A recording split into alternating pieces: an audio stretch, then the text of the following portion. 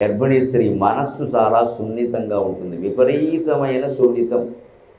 ఇక దిరిశన పువ్వు అంటారు, సున్నితమైన పుష్పం శిరీష పుష్పం. దిరిశన పువ్వు రేపు ఎంత సున్నితంగా ఉంటుందో అమ్మాయి మనస్సు అంత సున్నితంగా ఉంటుంది. ఒక్క మాట అనకూడదు, ఒక్క దుర్వార్త ఆవిడికి చెప్పకూడదు, అంతా మూసేయాలి తెరేసేసి. నీకేం లేదమ్మా, నీకేం లేదు, అంత బాగుంటుందని చెప్పాలి. మనస్సు అంత సున్నితంగా ఉండదు. అంటే మన సంస్కృతిలో గొప్ప ఆచారం, 5వ నెలలో పుట్టింటికి పంపిస్తారు. ఎందుకంటే ఈ మొగుడాడు తిన్నగా ఉండడు. ఇప్పుడు బాత్రూంలో నీళ్ళు ఎట్టమంటాడు 9 నెలలు వచ్చినా సరే. ఆవిడ కష్టం వీడికి అనవసరం.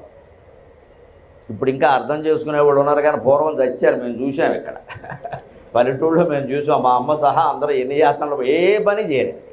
అప్పుడు కూడా ఆజ్ఞాపించడమే ఆవిడకి. ఏమైపోతుంది, ఏదైనా ప్రమాదం జరిగితే నీళ్ళ గదిలో జారిపోతే, ఎందుకంటే ఈయన అలా సేవలు చేయించుకుందుకు అలవాటు పడడం. ఇవన్నీ కనిపెట్టారు కాబట్టే హిందూ ధర్మంలో